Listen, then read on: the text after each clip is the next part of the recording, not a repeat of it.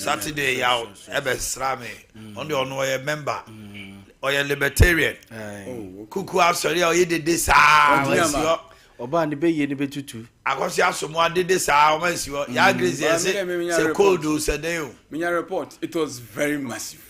The report I don't know. Oh, on say Mr. Yempachopia need ya me dan kwana mitimi kosum. To remember that but as time goes by one of these days you pass by. It was good. It was massive report to say it was one of the overwhelmed. Yeah, the okay can overwhelming attendance. Enough for me. Hey, when you are not sorry there. They were so on there can say I'm so. All right, let's hit the grounds running, and Dr. Mamia is making waves, and it is bringing a lot of controversy in the party. Now, thank you, Tono. Na eyenase, anase eyebombo to. Vice President Koya was say Ghana, Fui, Adeakye Mufanchaye.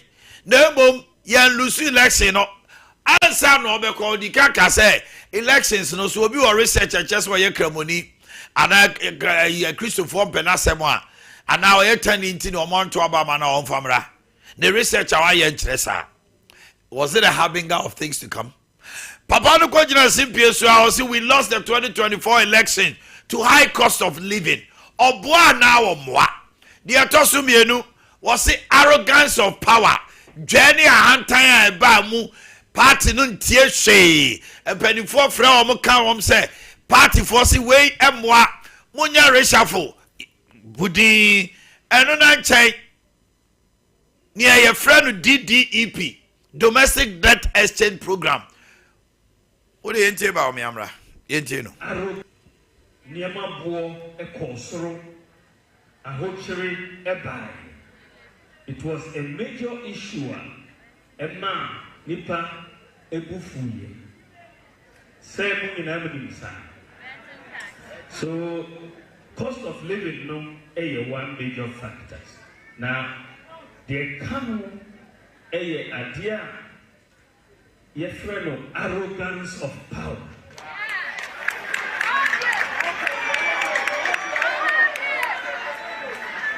Arrogance of power. Express yasun na eyeti yasun edi yentie asem party for country say yenye reshuffle and yes 8 years yantie and yes party for country say yempe 11 no ebe haji na mobile phone users mobile money almost 16 million in this country. They are almost using mobile. Okay, it was out to us. E kan niema ba ku mienu ana no soso emma party no ho anya kono yentie ba o me National Cathedral National Cathedral after $58 million. Now it will be as far as the National Cathedral. Our approach in Galamsey that costly. You will see all the mining communities mentioned.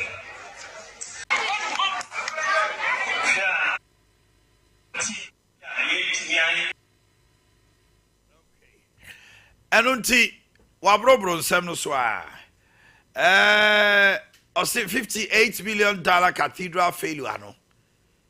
It eroded trust and fueled public disaffection. And no better, 3 days to the election, price of fuel went up. When I heard it, I thought it was a joke. But me say I can't answer me abetwaba. O go te say ya to petrol mos agora mudiana okoye so asayampa.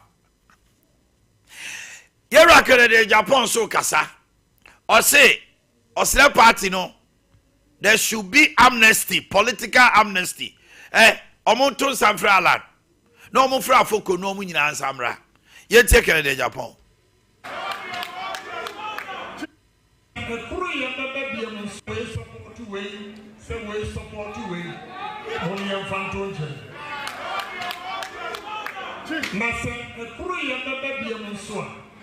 And then the regional and national executives said, amnesty from Afoko Allah to everybody that has been suspended. Amnesty.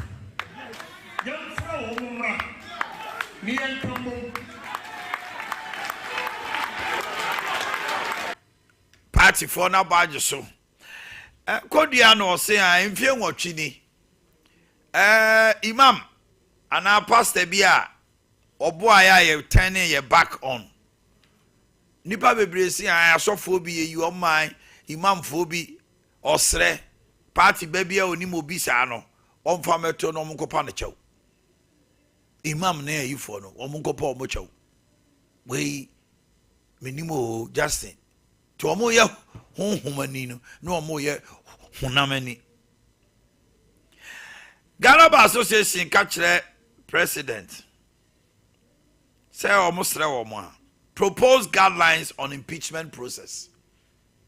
Dear na abetodwa almost the omano ato Chief Justice that in such matters justice is not only done but manifest. We the bar must continue to monitor the situation and not hesitate to express our opinion on it where the circumstances demand. It is important that in such matters, justice is not only done, but manifestly be seen to have been done. It is about time that these guidelines were produced in order to eliminate arbitrariness in such proceedings, which ought to be held expeditiously and possibly in open court, given the necessary publicity such matters. We, the bar, must continue to monitor the situation and not hesitate to express our opinion on it where the circumstances demand. It is important that in such matters, justice is not only done, but manifestly be seen to have been. Okay, let me come to you, gentlemen. Yaw. And during the week, in the course of Obuasi Kwaku Kwatin so in the team. So former deputy finance minister. Declare support Ama Kennedy. Meanwhile, na Kennedy so catch say me tawechi no. So I am a bit on the edge. Now we invite no. And so into Okoye. Okay. Yama many Adeakye ntwetwe nkomomra. Okay. Omapani John Mama ebe Kumasi. Pablo de wadi kan kra wa ha. Na Adeakye ye NEIP CEO. Na nhyehyɛ ni nyina ne sɛ ene na omo launch se wate adwumawura program. Yes. I be fa mabunu no. Ene eba so ma me kwa hoba no so. Eric, good morning. Good morning, Omanhene. Now pom to say. Eja, adumo na onso e. Nyame na domo de adepa ache aseda kandi. Ye mo akwa baba Kumasi na ene mate se emabunu mate asempa because more tackle one major headache a war Ghana hanuma about to say we are sitting on a time bomb unemployment. But a Jumara program no a day na why na qualify na why so no bet me any Jumani be what aroma. As many as they can make sure Asante Maria. Na mention ni pewa Asante region na. Na menfa cham for mouth me ba mouth for na. Wona o chefre me a. Why is that no the other atami o? No, me that. And we said the kind of okay, about 2 p.m. His Excellency John Dramani Mahama and the Ministers of States and a development partners. The Bebuja, our Trent Assembly Hall. Now, a Jumeria policy now, you share Ghana for before election, say Ghana for my acquaintance. The first 120 days, you be really program a friend of Jumeria. Now, the entire your day ban is over the years, a bind be about no time is originally unemployment. Now, we be in entrepreneurship, so there. Approve is a 1 way you beat me at the unemployment. So, teacher news I'm crown cray a your mojuma. And see, a bano, I shall die, Mrs. Your day by your side, dear non quam. Now, your boat time is your bay incubating, now you're accelerating at least 10,000 Ghanaian youth owned business. Afibia. Now, your science so I provided business advisory services, mentorship. Now, I ensure, sir, a best sustainable business development for the startups. Now, you say Afibiano, it immediately mana, everything here creating not less than 20,000 jobs. Okay. Now, you expected results, and then say Ghanaian youth no ankasa ebe owning business. Now, you are supported with business development and advisory services across the country. Okay. You expected results, and so be say you be making sure say nipa mako 2,000 viable businesses that support some with grants and access to funding. Now, your calculation, you can hear within a year, medical can say they create 20,000 jobs. Now, your target group for Jumeria, Ghana for Mebuno, and found one baby of free, who for me crumbs, mine crew, or Saboba, or chip on it. You are part of the program.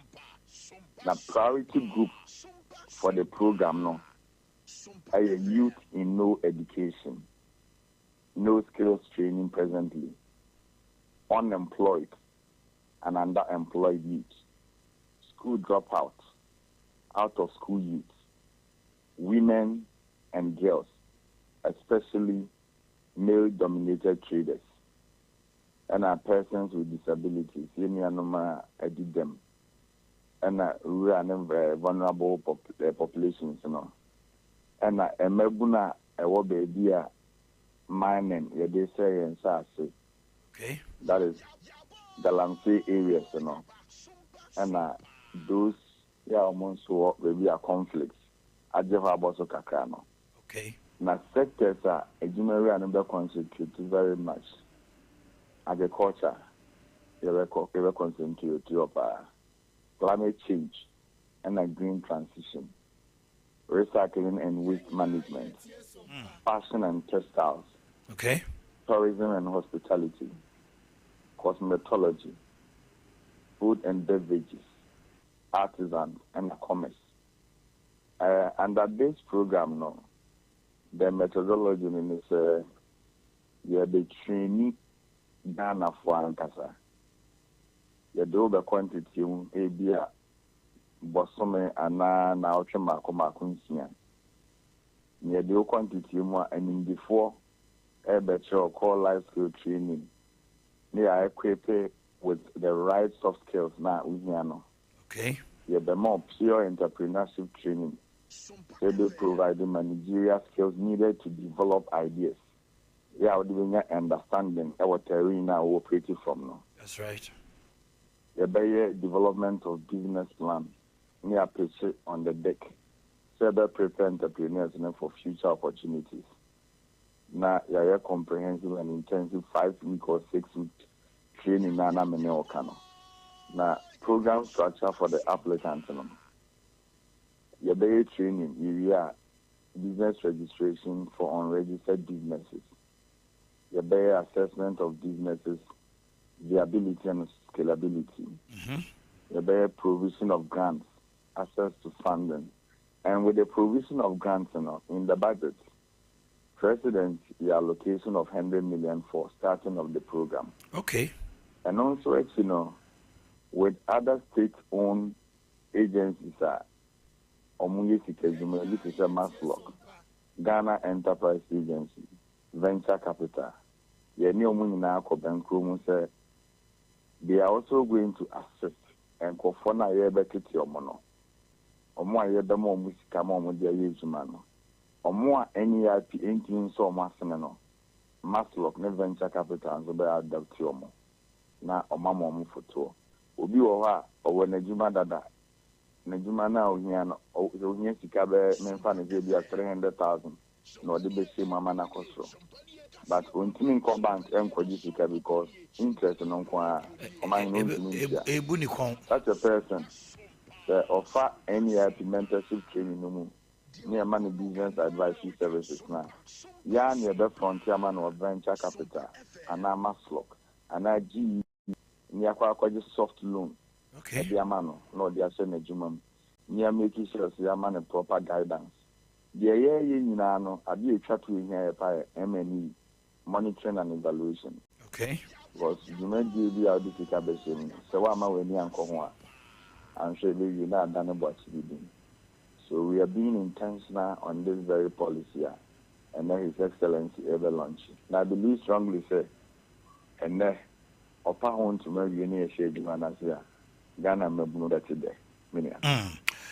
Eric Medasipa, one area, oh boy, I'm in Japan, Nipa bibi nti wantumi anko school oni certificate empempi ya ne atwa maja e dey say adwuma wura yi ba be hwe wo mo a me fi say ya ni so papa ko obi onu ma oni skill oni certificate enti sa na mo nto ya mutu amo betete mabunu na ma mo nyansa no dwuma na ono atima gina brand no masa so masene no Eric, and I bono me no a ye de mfidie ne ye niam so beba Prep Assembly ho na de besi bia na kina yeso ama tiefo ne ahwefo ate beda ase anope okay Eric again now tin kan yo ma me bra unche na ye di komo on tour no on ye de chance ma me tiu akoda ayi na wo ka se honorable Kwaku aten so ne amanfo ahia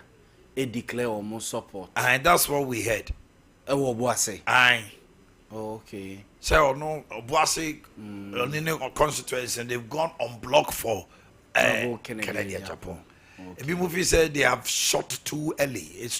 They are jumping the gun. Because I say constituency we say medical about me, medical away, and then not turn no more gonna say. What is the purpose of the talk? Nen community mean chain ma chain. Oh, sir, thank you to inen komu and sana. God thank you to ya mo bia kwa ma ne kasa. Eti komo munye because we are po the two key people who contest in 2026 or 2027 for flag bearer no the race is between Baumia and Kennedy. Yes. Mami Chuya. Akonta nipa bi ne Vice President, former Vice President Dr. Alhaji Mahmoud Bawumia, enya dwene wo ensem bi a o keka de ma party ni edin kuku de ma nimguase baaye de ma omulusu majority in parliament. Akonta Vice President Dr. Alhaji Mahmoud Bawumia, former Vice President, o started sadie we enra no mo kwa koto aba no. So hwe ya na President Nana Addo Dankwa Akufo-Addo sa time no na approval rating wo from pa ye kwa koto aba no almost 32 or 30 na ubody di kra na man from party for both among for fees say niema bia waye niema bia suban binom ne sa niema no enkoye ma ebi kra koka na busua nyina ne wo fa asefo ne wan medu ba bi so ho ya Dr. Alhaji Mahmoud Bawumia twe ne ho free mampani Akufo-Addo ho kra ema none of omo ye link ase abusia no bia debi God no mo abeya bufu ai mo how can it happen say yaw yes a whole executive secretary to president watiato wayare o ayeso anya stroke na kana ebusi that was so dangerous but they did it yes entini na ekeka bomu a papa ne started sadia we ache so obetwe no every man pani Akufo-Addo ho no ache o na sese na aba bedru say sese no mame nko no hard mame nko no like somebody say 4G ma me fan say fifth ne na speed no mo enya because akotawa enei MPP ne si ho no mo no odu hu betwitwire Kufuado pia ko ese be Kufuado boy me Kufuado boy no grassroots no empe woni mahwe wo ono amu soso no ade ba kwa no mo kan ese ye Kufuado akwala omoto abama no kura Kufuado be control no ebeye as a third term for President Kufuado nti ni sune ne ban and they thank you to order ne di no me fi say ne kwan so ano no na kontansem na wo kan mo ka bibi say the bitter truth sansem we na efomofo ne party o enya sofu we ene edi ya yekodi na tem ene nye malam we ene yankon ho amana mompa ya ma ebio nti ne ma ye lusu yo akota hwan na enim se na MPP appointees no na binuma ba be ye dwe to the extent of arrogance of power. Yes, akota hwan na enim say a whole MPs about say 80 say 100 and something sorry say for yata wonyama na wo ye no ebe me lose elections no krache fa adwuma no to ne ko president said that onu ne obetima ye IMF na maye enti mo ma ne nyemie wo ye wia no ko wo ye wie ye no edi afi ne akire asa no ko onu kura no oja no kwan no wosa kwan no foreign finance minister de no kotra ne nsanifa so ho se wo de ne ewrade nyame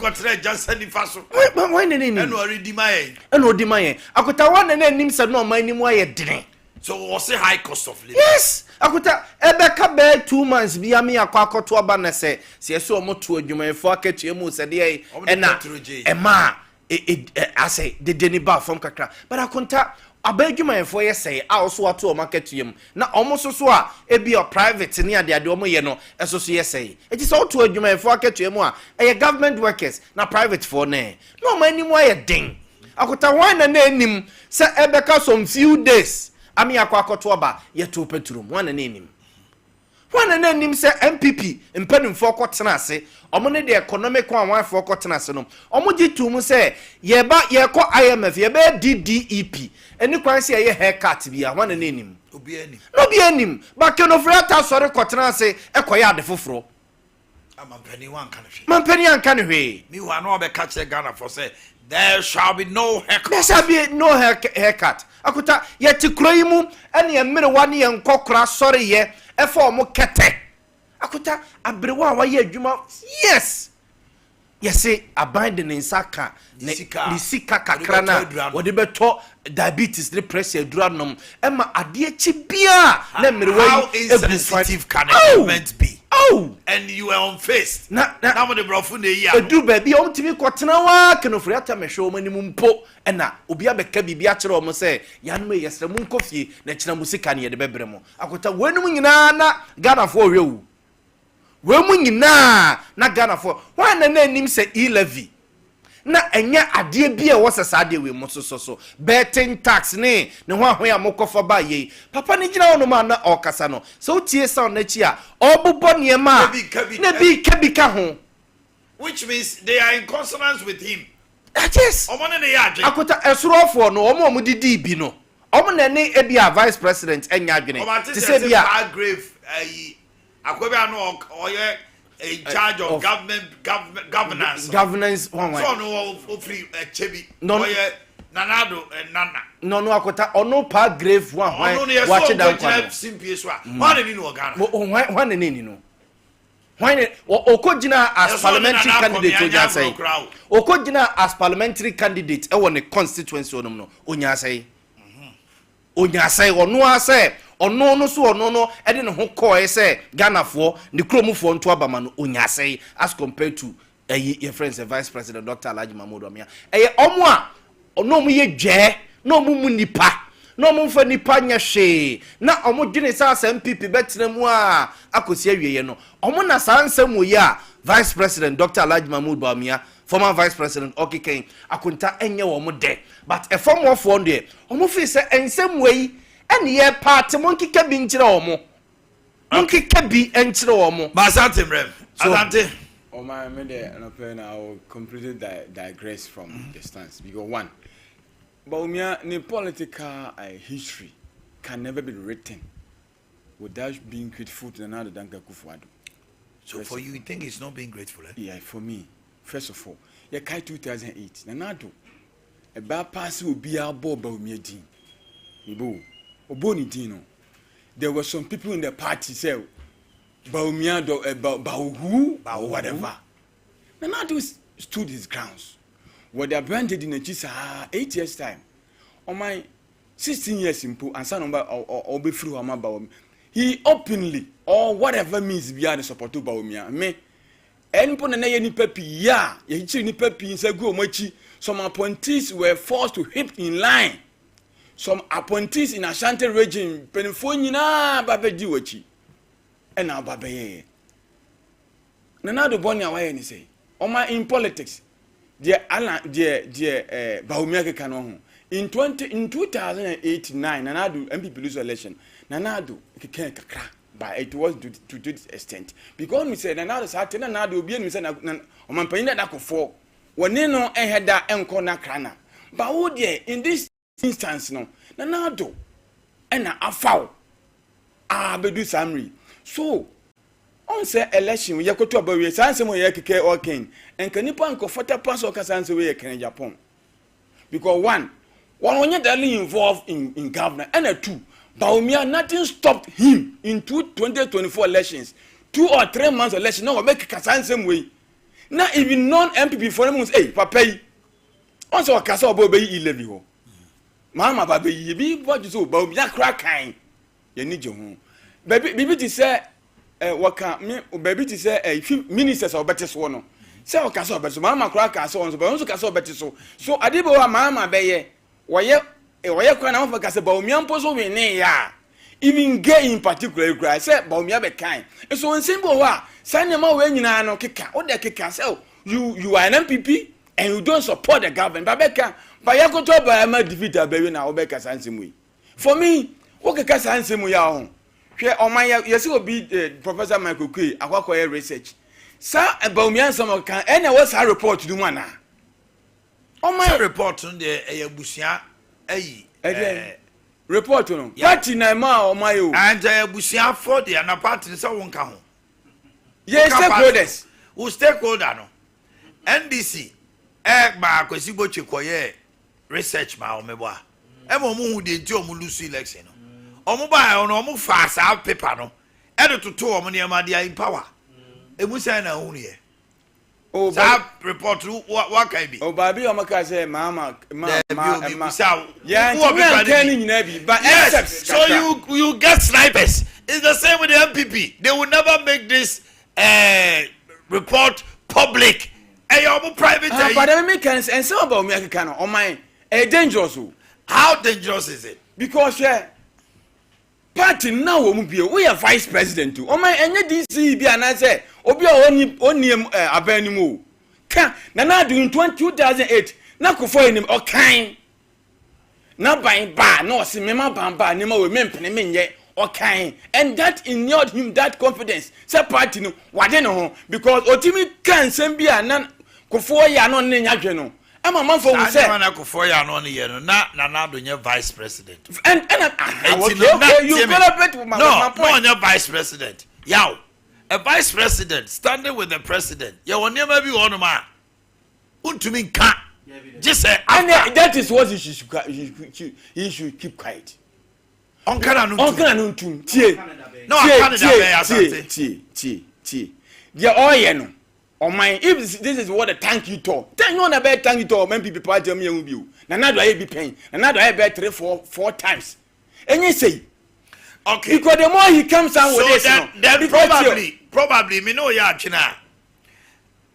You are bringing to the attention of the vice president that he's treading on dangerous grounds. Dangerously, because if Canada Japan also begins to tell them, say, oh, Baumia also contribution your way out, Baumia will be forced to come and react.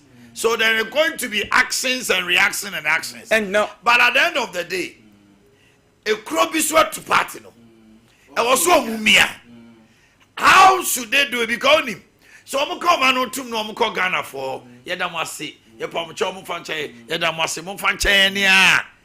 Now, quite to say, Omucha Muragu, how no so Oh my, me tie. or you part of it and all can one can me the menka ho or sit the man you too young arrogance of power so it could be so no so Okay, but could be say a 3 days election yet 2 full. Yeah. yes What was his comments on that? they didn't tell him And I'm if they told him a vice president. yes Santiago aka roll is amono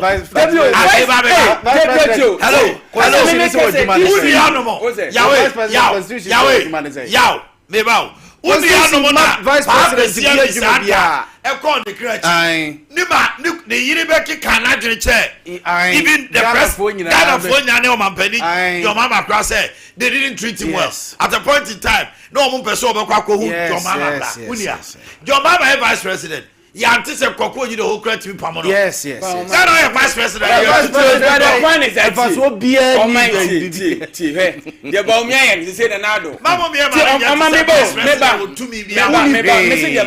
no right now maybe who is now attacking another he's talking about debut report no power no who said that car report no by now was it another contribute to 68%? Yes. Have they come to deny? Debbie. Kanoforia Tankwa 48%. Akutawanya president Ghana say Ghana for no say Olumaye ye resa for semenye. What you dig Ghana? When president here, you give $58 million. Akotu amana say ye see cathedral. $58 million. I say what can I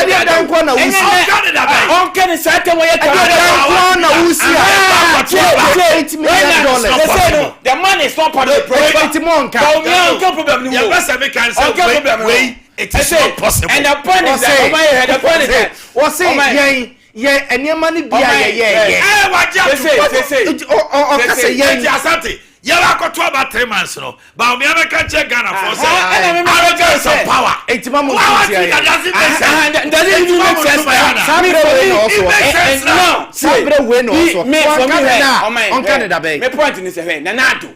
And I'm just Obia, woman be a politician. It doesn't change anything. The first say woman be a politician. You are being ungrateful. The moment you bring it then you personalize it. Nanado was every minister. He wasn't every minister. He was the president. Asante. The moment Asante tell me. Hello. Mommy and Fasia. The moment you make it ingratitude, then you personalize it. Leave the personality, the person. Say arrogance of power, no. Okay, say na do. Debbie, what about the pen? And na do one cap police because oni mu. No, go. Baba mi musa asem. It's about me lying. Say reshuffle now, man. It cost to one. It cost high cost of living. No, it didn't cost. Yes. DDP. They have got to arrogance of power. That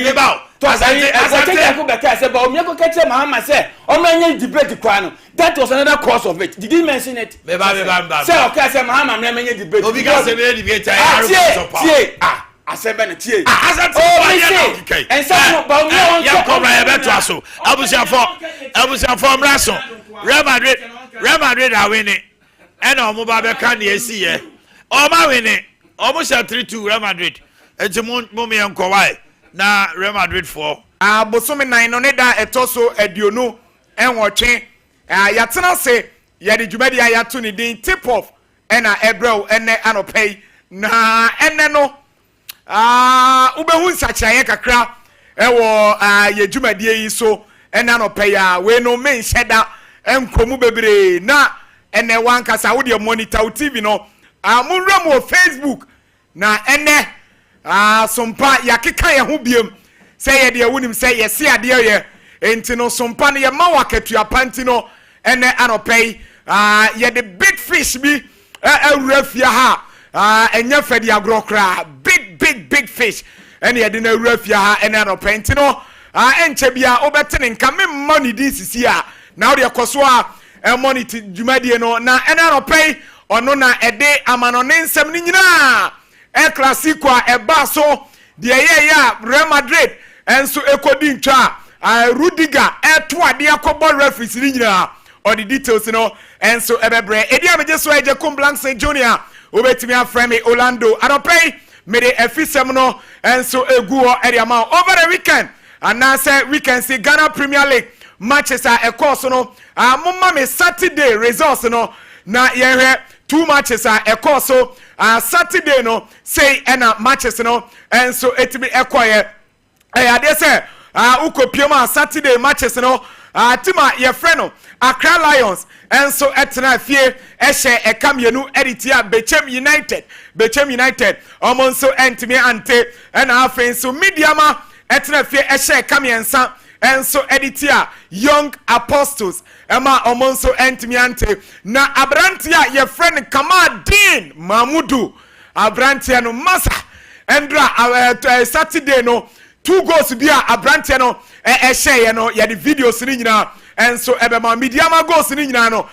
omu full backs no meche right back and our friends so left back no omu na share goals no edema mediama mama me Sunday no results no na friends so ye Ghana Premier League Sunday no matches no say ere no so ekoye Kumasi Asante Roko ewo Kumasi Babayara Sports Stadium no Asante Roko ehye kabako editia Aduana Stars Aduana entimi ante Blekum Chelsea enso etrefie she kabako editia Nations FC Karela United omo she kabako ema Dreams FC ekotwa omo ekano ebienu Lagos Cities etrefie omo anshebi Heart of Lions eshe omo ekabako a omo entimi ante Samates etra Centre Arena eshe ekamiensa editia Baseke Holy Stars Western Derby no eno nso etimi etoja and offensive Vision FC eshe tima ono nso ye friend no yade se baby any Gold Stars eka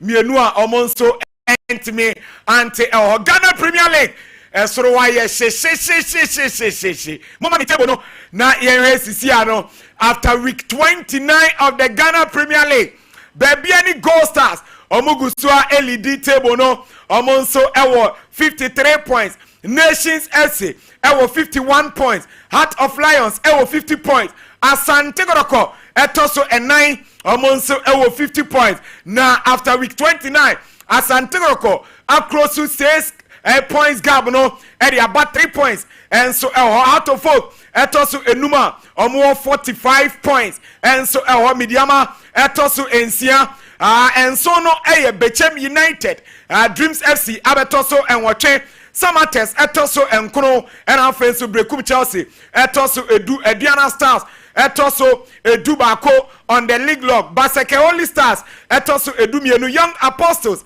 and so etoso edu miensa Vision FC etoso edu 9 Accra Lions etoso edunum edunsiano ya Karela United and offensive edunso Lagos Cities and so trade the league no omo jaibo enti omo ena eda ase ho and so the Ghana Premier League ye Boakye and so etimi ede amount ene aropay na moma ye nin komo the Ghana Premier League ma edi kan no yemramo Kumase na friend so ye nin komo na emfamfri Kumase Baba Yara Sports Stadium na head coach edema Kumase Asante Rokwa onoa esan technical director Karim Zito eden sem kakra enso etudwa edikan or say eyade say last week and I said 2 weeks ago na oye head coach Edma Dreams FC omo last game we ya na o announce chain boys and say ono omo to nkwanta apai. I was at the bench of Dreams FC just after the game. Then I told my boys that I'm leaving them. Coming into the Kotoko family wasn't easy for me. And when you look at the previous games they played, the attitude, the confidence, I know was down. But I decided to go in for the job and then do what I can do. No head coach Edema Kumasi Asante Roko Karim Zito and I san 72 jano na osan edit to just say oh no where you teams bebre every relegation mu na mom no so what the team BJ League there e bin see that na mom waje league ni bi pen eno so yentie no. I've been trying all the time to take most teams from relegation, but I've never tried to help a team, though I've won the league before with Kotoko. So I thought it twice that this is another opportunity for me to come in. And I told you, it is not over until it's over. So we started together, and then it was just natural, this thing, mingling with them, talking to them. It's not about Karim Zito and Edesan Seminina and so at Tuja Boakye Eriamao. I was Sompa 93.1 half and so Sompa TV. So remove Facebook and so now said the Makacho say and Sompa TV had the big fish bar and a remu and so Ewofia or the foreign news, you know. And the Amai na Karim Zito Yanini Rio Crano and Ebusan say Opedi Murini and na energy and say cranity. I've won so many matches before. I didn't kill myself. But I have to tell you the truth. Assuming we did not win this game, you blow it off. And I said, I don't need good football now. What I needed is to score. And a couple of, my philosophy is adding beauty to goal scoring. You understand? But at the moment, we only need to win. So this win so important to me that I don't know. This will give her the energy to face the rest. And today, as at yesterday, head coach Edema Kumasi Asante Roko, technical director Karim Zito, and Edesan Semino and so Etuja Ose Marini Ghana Premier League matches bebre menkume enti endra enye match me winning for the first time and so enona yede and so Boakye down na Chioba Aristika head coach Edema Adriana Stars ono so edin sem tudwa ose Asante Roko team no team kese pa na mom no ne boys no so ade.